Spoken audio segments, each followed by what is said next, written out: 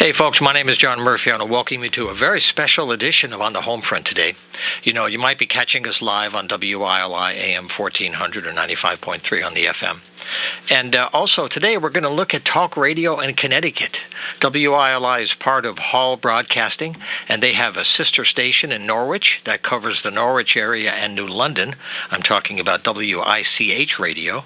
They're at 1310 AM and 94.5 on the FM. And right now I'm very happy to share the airwaves with Stu Bryer. He's been there for 54 years. As Wayne Norman is one of our radio legends here in our part of the state, Stu Bryer is a precious gem in Southeast Connecticut radio. Stu, thanks for being here today. Welcome to the airwaves here in Willimantic. Hey, thanks, John. Do I look okay? Everything all right?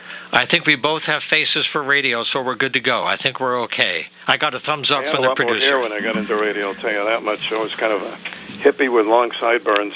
Right. So Wayne Norman and myself have a pretty good radio road race, huh? You guys do, and it's wonderful to have you on the air because I love local radio as well. With all the talk about media today and social media and all these devices on your phones, there's something very special about local radio that's kept it alive for a long time. And we have Stu on the air today because we're looking at local talk radio. You know, a lot of local newspapers are struggling now. Lots of local news is just not getting out the way it used to. And talk radio shows like Stu's will give people a chance to share their thoughts, share information. They have their own news sources as well. But this dialogue is what Stu offers, and that's why talk radio is very, very special today. And one thing I thought we'd do maybe to begin, since we're talking about radio, and it's not about our, usually when we're on the air we have guests and we're giving them airtime to share their thoughts. But today this is more about why you're listening to radio. And I wondered, Stu, if you could start out briefly about what got you into radio compared to other media and other ways to communicate? What was it about radio that first got you under your skin? Well, of course, I'm from Boston. Not of course, but I am from Boston. And I was one of those young people that had a radio in his ear all the time, which probably hurt me when I was studying because I never want to miss any of the local radio people. So I was just in love with it, and that was it. There was nothing else that, when I got out of high school, there was nothing else that I thought about was radio. So I was fortunate enough to grow into it. But basically, that's been it. The only other thing I ever did, I was a stock boy at Jordan Marsh for 2 weeks.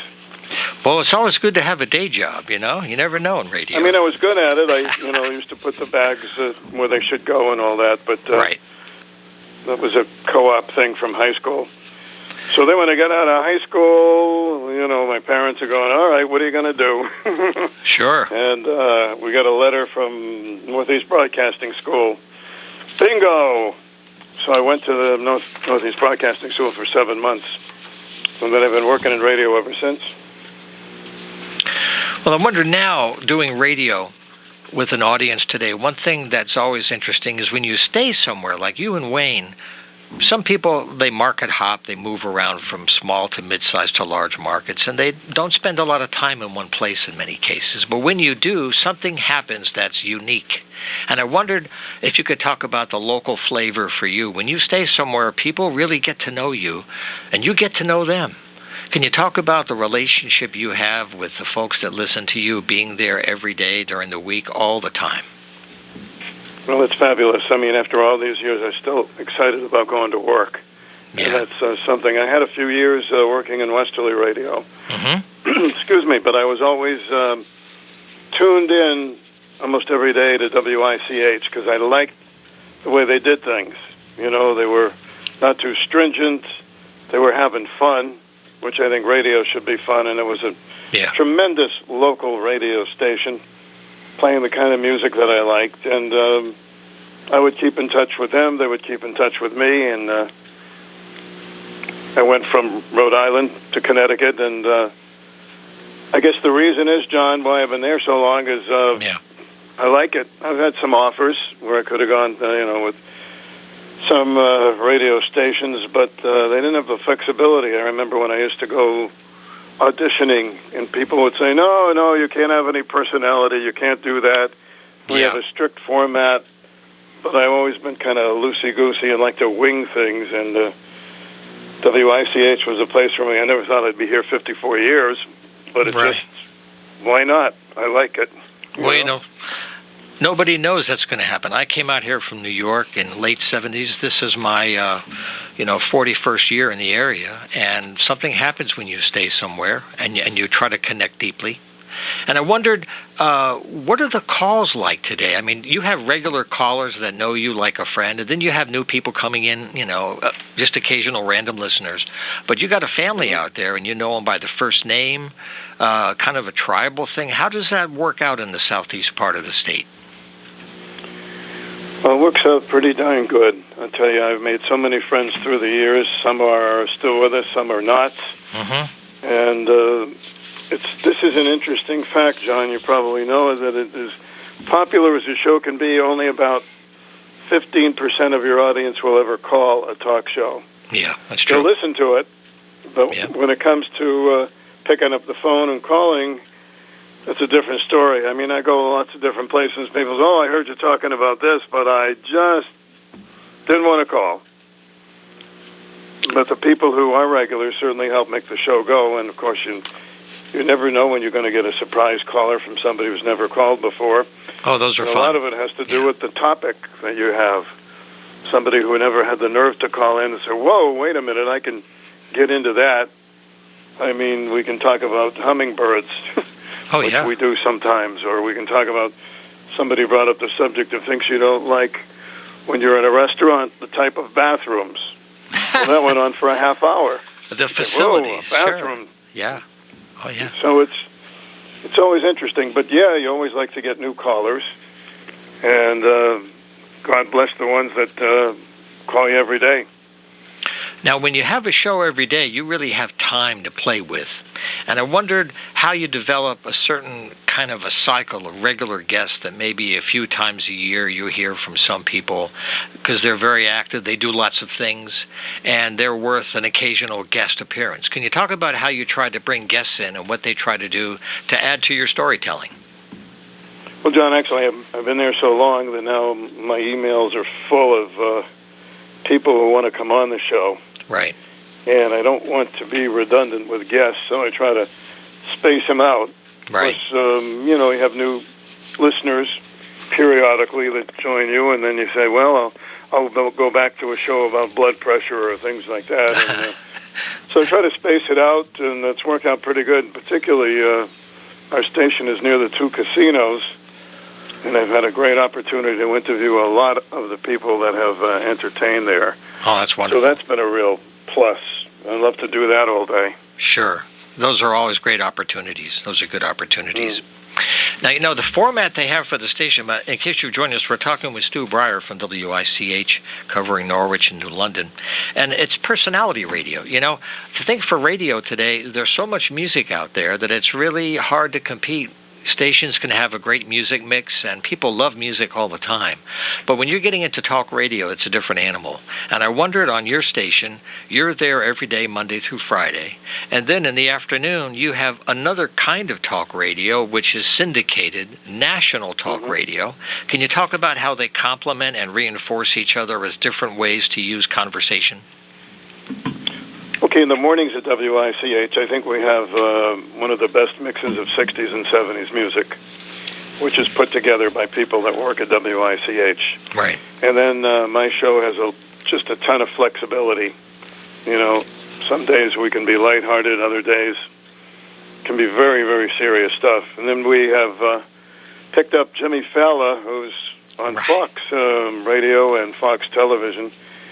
And he does a lot of interesting talk, mostly political. I do that as well. But he has a lot of humor that goes along with it, so it's not like some of the regular talk shows. He keeps it funny. He's actually originally was a stand-up comedian. Oh, yeah. And he was discovered by Fox because they wanted to get a little more humor into some of their news, and it's come a long way. He even has his own show now. So I've been listening to him on the station. He does bits sometimes, little bits during the show, plus guests, of course. Yeah. Yeah. And then we go back to 60s and 70s music, which is a format that's really unique to the area, even though there's so much competition. We're the only one that's doing a mix of 60s and 70s. and we don't just keep repeating the songs. We have a very large library, so you don't hear the same song all the time. Right, I've So it's noticed that. basically it during the week.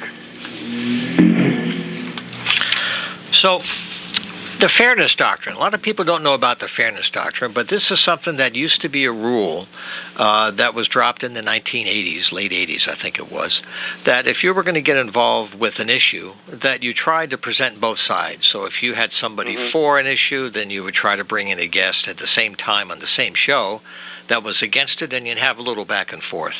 And after they dropped that rule, a lot of radio went one way, I thought, and it was like one point of view, and if you like it, that's great, but you don't hear the other side.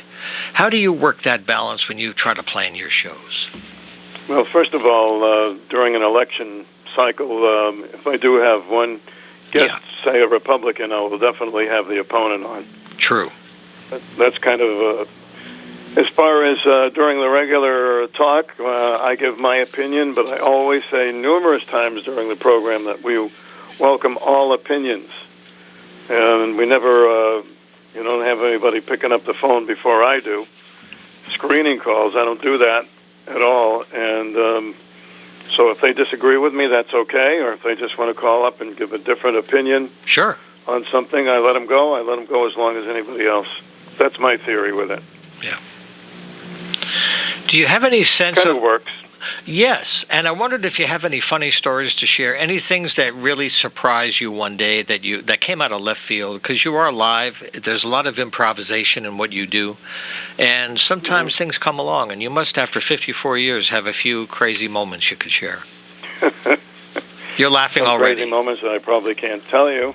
Well, but the cameras are off. I've had people who had a little bit too much to drink. We've had people that used profanity if they disagree with me, but we do have that little button, which I very rarely have to use. Yeah.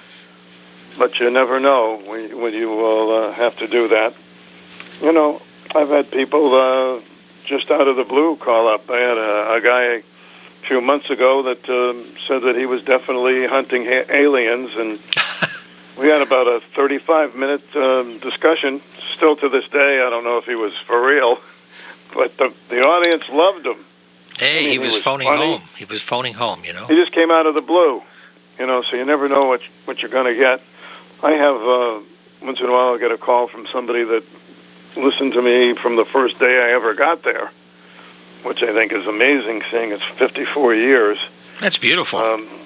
So it's always unique and different. And, of course, we did for a number of years Swap Shop.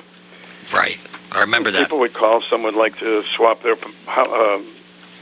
wife or their husband, things like that.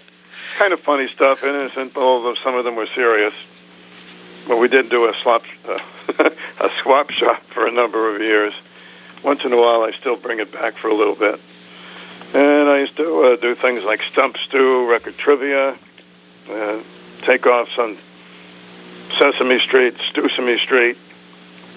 I like to mix in some humor, otherwise we'd go nuts just listening to the news. You know what I'm talking about. I sure do. I mean, you could read the weekly world news on the radio. People might go crazy reading some of those insane stories, but, you know, the news is a strange animal these days. What's news? That's a hard thing to know. It's a hard thing to know. I'll tell you, John, just listening to it, and I have to because I want to be informed, I get really down on it. It's very sad. You know, the story today about another shooting in Georgia with a school. But you got to keep going, and you can't be serious all the time. But I'll tell you, the audience, basically, to be perfectly honest with you, there's definitely a tinge of more anger, particularly with the political environment. That's why we try to lighten it up a bit, you know? It needs, I think, because things are so edgy today. People are so stressed. Whatever their point of view, they're being pushed really hard. And, you know, I think sometimes, because I'm a news hound, so I try to stay current because of the kind of work we do. But I notice when I try to watch news shows, there's so much more opinion than real news information. And the show is called news. There's a word I see on the screen, news, but it's all talking heads with points of view. And the idea of a reporter giving you a story that's hard to find. I wonder how you feel about that as well. I think so much opinion is just overwhelming us and not just enough quiet facts. I absolutely agree with you. And Please. I think the media goes overboard. I mean, who they're rooting for, even the whole station, almost every newscast, you know who they want to win, say, the presidency. Yeah. It's obvious. So you're not getting all of the story. You're getting some lies, and you're getting things that they leave out because they want their opponent to do well. Yeah. And it's not like it used to be. Newspapers as well, too, John. You know which one is very conservative, which one is extremely liberal. Yeah. I mean, it's pretty obvious. And I think what the audience really needs is the truth. You know, it's never going to be 100% correct. However, you can get as close to the truth as we possibly can, and that's my motto on the show. We try to get as close to the truth as we possibly can, and that's very difficult. Well, you know, that's one of the things I love about talk radio, because sometimes it fills in the cracks, because there's always other points of view, and even if you have a favorite source, you still need to get other sources, not just one, or you're maybe leaving yourself compromised in your own life, you know? That's the key. How many people want to take the time to say, I watch this network, and you start to agree with everything they say, but if you don't get another viewpoint, how can you make a judgment on Election Day? Yeah, coming up in just a few weeks, too. Wow. That's what I told my granddaughter when she went to college. I said, look, I know which way colleges lean. Listen to both sides of the issues and then make your mind up. There you go. And then when she got out of college, she said, you know, I only had one side of an issue. This is college. Yeah. Same thing with radio and television. That's true. People really have to be proactive on their own. And I want to mention, too, you're listening to On the Homefront here on WILI, and we're doing a different show this week, at least for the first half. We're talking about talk radio on Hall Broadcasting in Connecticut here at WILI. The station has recently doubled its afternoon airtime for talk shows, so now they're on from 4 to 6 every day, and I'm really happy to be part of that team here on the afternoons. Stu Bryer's down at WICH. They are at 1310 AM, 94.5 digital FM, covering Norwich and New London. And we're talking about the kind of work we do, which is to connect people and also share information. And I wondered maybe, Stu, in our last few minutes, let's talk about how things survive. Have you noticed any change in the business support you get for the show? When the stations are struggling today, you know, radio's still struggling. Some stations are doing better than others. But have you noticed any change in the support that you get in your area for talk radio? Well, we have an audience that stays with us. I mean, they like, you know, I mean, this is a compliment. I don't like to, you know, give two compliments for myself, but people get mad when I take a vacation day. Right. You know, they tune in because they know we're going to be there and we care about them. And we do get into, John, do get into a lot of their personal life situations that they talk about. Oh, yeah. And we're able to help people who have addictions or this or that, directing them to the right place. So it's like our neighbors. They depend on us. And I hope radio never loses that ever, although it's definitely threatening to lose that type of radio. And, of course, the competition is fierce now, as you probably know. Sure, it is. When I started out, there weren't that many radio stations, and now, you know, there are tons of them out there. And now you've got... Mainly they're syndicated stuff, and it's very repetitive. And there's such a large volume. Now, anybody can do a podcast, which is nice, but a lot of podcasts, you know, you may not want to listen a second time because you don't have people that are working on their content well enough. It's like, well, I can just express myself, but are you editing? Are you really refining what you're doing to be more clear in some way? But that's an individual choice, I guess. One other thing, too, younger audiences. You know, the media is trying to get young people. Newspapers want young readers. How about your audience and the folks that you draw in your tribe? And do you, because I've heard young people on your show and I've heard older folks. What kind of mix do you get? I'd say it's mostly upper middle age. Yeah. You know, when I first started at WICH, you know, we played all music. We were playing the hits as they first came out. Now I'm playing those same hits as oldies. And we had... younger demographics. But when you get into talk radio, particularly if you're, zeroing in on your local market, definitely an older audience. Although I wouldn't mind having a bunch of younger people in the audience. Of course. So we're playing music that definitely is in our age group, 60s and 70s. Well, with your background as well, it's nice if you get to do interviews with performers and artists like I get to do once in a while. It's always a treat to have a major figure come through and you have 20 minutes with them, and you might not otherwise have that time. No, it's a wonderful thing. And like anything else, some of these entertainers are great to entertain. Some are not so hot. They kind of have an air about them. But for the most part, they're very nice in person. And I've had some wonderful interviews with some great people. And also people who write books, including like The Motorcade and the Kennedy, That Horrible Day. Yep. The wife of the senator that was in the motorcade that day. She wrote a book. I had her on my show. Things like that, which I never thought, my God, am I going to be interviewing these types of people? I mean, it's a tremendous kick. Well, Stu Bryer, I want to thank you. People who have survived cults, things like that. So I've run the gamut. It keeps me going, It does. Well, that's the audience relationship you have, because you do a lot of work to prepare and to get ready. Even if you improvise, you're getting ready for your music and the material each day. You got to get news ready. And a lot of medical shows. People, so many questions about their health, and I try to get stuff to get doctors these days. They're so busy, but when I can corral some, it works out pretty well. Right.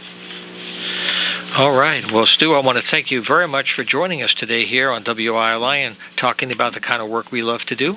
Thanks very much for being here. And it's a pleasure, John. You'd be somebody good for me to interview. I'd love to do that sometime. We'll return the favor. That'd be a lot of fun, Stu. I'd appreciate that. That'd be fun. You've had quite a career. It's my pleasure. Thank you so much for asking me. All right. You take care. Keep the faith and have a good year ahead. You take care. You too, John. Thanks. Bye-bye. Okay, that was Stu Bryer from WICH, Personality Radio, 1310 AM, 94.5 on the FM, covering Norwich and New London. And it's very nice because our show is also broadcast there on Fridays as part of their information. So Hall Broadcasting is really trying to expand the amount of time that it gives every day on these stations for local people to get on the air, share news, information, areas of concern. So once again, Stu, thanks very much. I don't usually talk about radio itself, but having you here was really great. I should try to get Wayno in here one day, too, because you two guys have made a real contribution to our medium. So thank you again. Well, we're coming up on the halfway point of the show today. This is On the Homefront. My name is John Murphy here on WILI Wednesday afternoons. If you go to the WILI YouTube channel, all of our shows are there with a playlist. If you happen to miss a live show, you can always go there and catch the information. So in a minute, we're going to take a break for some messages, and we're going to come back and talk to Karen Warinsky again and the Poets at Large series. She's a writer herself, and she has spent a lot of time helping other writers find audiences, and we're very happy to look at the spoken word and the written word together. So we'll take a break and come right back. Don't go away. All righty, we're back live on the Homefront. Very happy to have you with us. If you'd like to join us in the studio, if you have a story to share, you're doing something good and you want to get the word out, this is the place you need to be. Just use email and we'll schedule it any Wednesday. It's john@humanartsmedia.com. And once again, if you go to the YouTube channel for WILI Radio, you'll get all the shows with their playlists. There's lots of local information there. Check them all out. So I'm very happy. I love poetry and writing, and every once in a while I have Karen Warinsky here in the studio with me. She's a writer. She is also someone who's helped other writers find audiences. She's very involved in putting up events and readings, and that's why we have Karen here today. There's a very special event happening in September, and there's a series at the Vanilla Bean coming back. So Karen, thanks for all the work you do throughout the year, first of all. Oh, trying to keep the words alive. So let's get right into the news. We have a lot to cover, but you have a big event coming up in just a few days. Yeah, our second and last Roseland Park reading for the year, and those are free always. Right. And we have 3 really powerful voices coming, and I'll let you talk about Antoinette Brim-Bell because she's on the call today. I'll let you do the introduction of her. But the other 2 poets are also very well known, and Linda Brockter-Woldika is currently serving as the Massachusetts Beat Poet Laureate. Her term ends in 2025. And I just read with her, I was in the open mic, and I went to hear all the beats at their annual festival that happened over the weekend, and she's very excited to come down and read for us. She has a lot of accolades. One of the things she's known for is she helped with a team of poets create a really large poem that was read aloud for the audience at the Mount. And she's done a series of things. She has a brand new book out called If Brambles Were Bookends from Human Error Publishing. She's a member of the Florence Poets Society, and so she's going to be there Sunday, the 15th of September. And that show is 2 to 4 p.m. And when you go to Roseland Park, not Roseland Cottage, on Roseland Park Road, the barn is to your left, and that's where we do the readings. Our other poet that day is also from Massachusetts, and his name is Chris Riley. He's the former Poet Laureate of Dedham, Mass., and founder of the Dedham Poet Society. He is a printer, he's a creative, and he also works down at Foxwoods. He's got a finger in every pie, and his stuff is very unique and interesting. And he writes about love a lot, but he has lots of other topics, too. And so the books will be for sale. From all the poets. And again, I'm going to let you talk about, Antoinette, who, as we all know, is our current Connecticut State Poet Laureate. This is her second year to come to Roseland. I'm so thrilled she agreed to come down again and read for us. And then I do have a sort of a special thing I'd like to reveal today. Yes, on your show. We'll have a little drum roll excitement. All right, drum roll. And are you ready for this? Okay, I'm seated. I'm ready. Okay. I'm ready. Go ahead. So, of course, that's Roseland Park. Then we are also still having our Vanilla Bean series, and I'll be happy to come back more and talk about that. Yeah. So we'll have a show in September, October, and November, and we'll give details about that. But if you've never been to Fire and Ice Weekend in Putnam, you might want to come this year because we are doing a creative project with a band called The Vig. They're out of Worcester. And so it's going to be spoken word and music, $25 tickets. Drinks are available, of course, at the Bradley. Of course. And we're hoping to, it'd be tough to pack the place, but because it seats, probably 400 people, but we would love to have a big audience. And it's going to be open mic as well. So it's open mic that you have to sign up ahead of time. Yep. And we're going to intersperse it with the band. They play music from all the decades, 60s through today. They're really good. You can go on YouTube and find out about them. So it's VIG, which stands for Vigorous. And so we're partnering with the Bradley Theater to bring this on Fire and Ice Weekend, and that'll be the Saturday night, Feb 8th, the closing of the Fire and Ice. Well, Putnam's become a really beautiful art center over the years. They do many, many special events, and one of them is that Fire and the Ice, a winter festival. So that'll be a nice capper. And in the Bradley Theater, we've had the folks on the air many times talking about their shows. So it'll be a great celebration. We'll talk about that more in the wintertime. Okay. But right now, we're going to have Antoinette Brim-Bell with us today. This is her second year of her term as the Poet Laureate of Connecticut. She's the 8th Poet Laureate we've had. And I want to put the headphones on here so we can hear. Get the headphones here. We're doing radio by telephone. And hello, Antoinette. Thank you very much for joining us today. Hi. Thank you for having me. All righty. Well, I'm waving, but I'm sure you can't see me on the microphone. But we're glad you're with us today, and I'm very happy to have you here with us in September. Thanks for coming out. Thank you. So can you share some of the material or what you'll be sharing with us on the 15th, what your hopes are for the day? Oh, my goodness. So I'm really looking forward to the event, and I will be sharing about being the Poet Laureate, about the importance of story, about how one understands and becomes familiar with others and harbors empathy because of poetry and the arts. And maybe I could ask, since you're in your second year, what was it like for you for your first year? And maybe since you've just finished that one, what was your biggest surprise in your first year as the Poet Laureate? Wow, I've actually finished my first 2 years. My very first year, I did pretty much a lot of touring and listening. I kind of called it a listening tour. Right. Because I live in West Haven. I was very familiar with West Haven and New Haven and what was going on in those parts of, these parts of the state. Sure. And then I teach at CT State Capitol in Hartford, so I was very familiar with what was going on there. But then when I became Poet Laureate, I realized I had to learn more about the whole of the state. Right. And so I traveled, pretty much from one end to another. If someone said, "Oh, we're a little small town, and people don't come here very often," I immediately went. And I think the biggest surprise that I found in that first year was just how rich Connecticut is in terms of the arts. There are multiple municipal poet laureates who are bringing programming and workshops and collaborations in their individual cities and collaborating with other poet laureates from around the state. And there are a lot of community poets who are out there going to spoken word events and open mics and writing groups. And I was just amazed at how rich and how fortunate we are to have such a culture of poetry and the arts.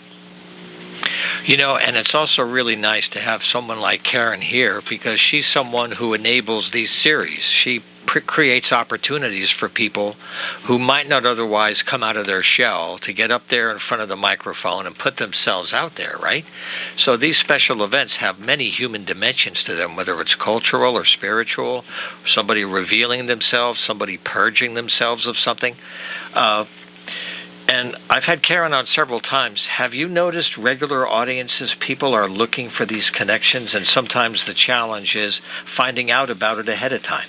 I think I was surprised at the need and that people use it not just for create beauty, but to, like you say, purge themselves or get something off their chest.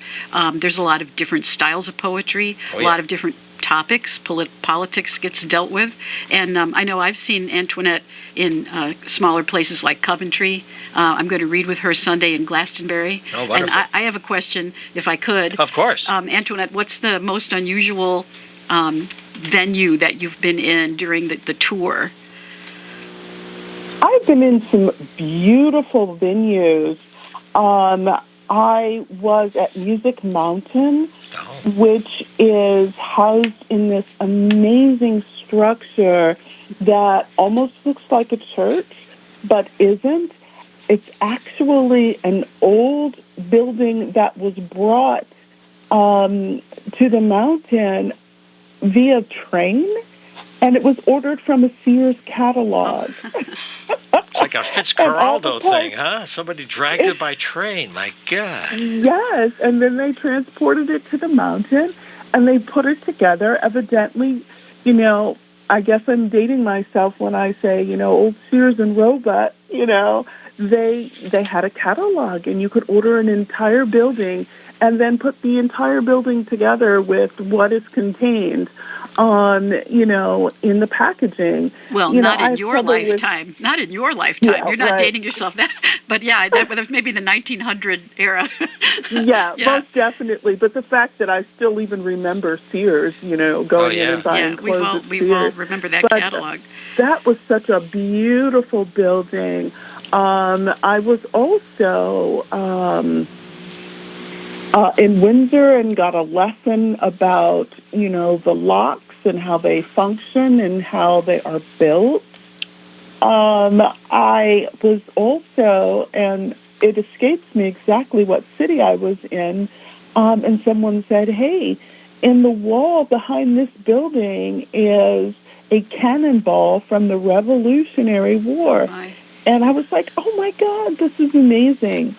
So I love our propensity for finding these old buildings and then reimagining them as art spaces for community. And Antoinette, do you find, too, that, you've been teaching English and probably teaching poetry for a number of years. Do you feel like in the last 2 or 3 years the poetry scene has kind of burgeoned in the state of Connecticut as well as the nation? I feel it. I don't know if I'm just imagining that or if it's really happening. I think, you know what? We've heard many times, is poetry going to die or this, that, and the other thing. And, I've been in the poetry game for quite a while, and it seems to me that it just keeps growing and expanding and taking in more and more people. And every so often we get a really big boost. And I think Amanda Gorman gave us a fabulous boost when she did her inaugural poem.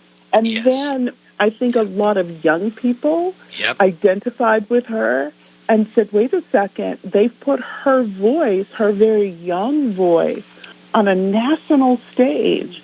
And everyone is listening to her, and everyone is finding themselves in, her language, and everyone's feeling included. And suddenly, I think a lot of people felt like, poetry is for everyone. It's not just high art. Yeah. Whenever I start a poetry unit, I like to use Ruth Foreman's poem, Poetry Should Ride the Bus. And she has poetry doing all the things that regular, everyday people do. And, by the time you've read that poem, the poem, Poetry Should Ride the Bus, you feel like, it's not exclusive. It's inclusive, and I'm a part of it. I just want to mention, in case you've joined us again, we're speaking with the State Poet Laureate Antoinette-Brim with Karen Warinsky today. And the Poets at Large event is Sunday, September 15th at ROSELAND Park Barn from 2 to 4 in Woodstock. I was in Brazil this summer, and one thing I've noticed around the world is hip-hop and rap music as a cultural wave. And I wondered if you've had any sense of young people using those rhythms and that energy to communicate in new ways that may reach young people in a way that the more classical, formal styles may not. You bring up a really good point. And as Karen was saying, poetry is very expansive. It's not just, the regular everyday sonnet and sestina, although I love a good sonnet and I love a good sestina. It's all different types of forms, and new forms are being created even today amongst contemporary poets. And when we're talking about hip-hop and spoken word, there's a place for all types of literary engagement. I had the honor of working with New Haven's inaugural poet laureate, Shermont Influence Little, and he put together this amazing spoken word competition in Hamden, and it was the first time I had ever, gone to a competition.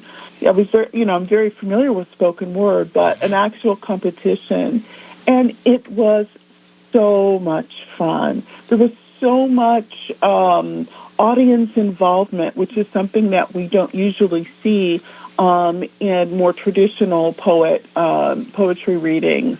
But the audience was engaged, and they were giving back and responding to the poet. And there was such beautiful rhyme and rhythm and imagery and wonderful use of language.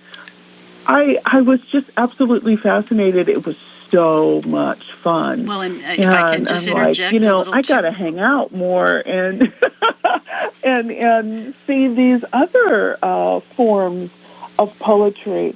Every event I go to, I am introduced to something that is new and exciting, whether it be form or rhythm or language or the introduction of music, playing behind poets. We've done that. The Witness Stones poets of Old Lyme. We have read poetry with jazz artists, and it's a lot of fun. You can tell I get real excited about this stuff. And Antoinette, I would just like to remind the audience, too, that we are mixing it up on the 15th because we have you and your particular voice, and then we have a beat poet coming, and then we have Mr. Riley, who is very different than you in style and in topic. So I think what's fun for me, when I create these events, I do try to mix it up. And I would love to have more young people contact me via email or go on Facebook and find Poets at Large on the Facebook page. And I'd love to incorporate young voices into what we're doing. But I'd love to get some of them here in the house, That'd be great. That'd be great. Also, I want to mention one last thing, too, before we go, Antoinette, that you have published 3 full-length poetry collections, These Women You Gave Me, Icarus in Love, and Psalm of the Sunflower. If somebody wanted to learn more about your writing, is there a blog or a website or somewhere you could send them so they can make a better connection to you? Most definitely. My website is easy. It's just my name, Antoinette-Brim-Bell.com. And there are links to videos and to ways to purchase my work and sample poems there as well. And my social media handles are all my name, too. So, yeah, Antoinette Brim-Bell on Instagram and Facebook and what is it? X now and Threads. There's so many ways to connect now with people, which is nice because they will have not only an opportunity to see what I'm doing, but what I'm doing with other organizations, and so there'll be ways for them to connect with people maybe in their areas. And if they're looking for people that are around, drop me a line, too. And maybe you actually have a municipal or city poet laureate in your area that we can hook you up with. We do. Well, Antoinette, I want to thank you very much for joining us today to share the spirit a little bit on the radio. I wish you a great event here. This is September 15th, 2 to 4 in the afternoon. Do you want to run down the day briefly once again? And it's free. Parking is very easy. You come right into the park. Again, it's Roseland Park on 205 Roseland Park Road in Woodstock, Connecticut. And as you pull into the park, the barn is on the left, parking is on the right. And we serve a little wine for those who want it. 14 and up, we recommend the age. And they can be in the open mic, too. I'd love to see some young faces. Okay. Well, Karen, thank you very much for being here. And thank you again, Antoinette. I wish you a good event. You stay in touch now. Thank you so much. Thank you. And it's such a wonderful and beautiful venue, so I do encourage everyone to come out. Okay. Thanks again, Antoinette. Take care. And our time flies here. I'm getting the cue. It's time to get my boot heels wandering before they throw me out of the studio, folks. So we're going to wrap it up now, and we'll see you next week. Thanks for listening and for sharing your time.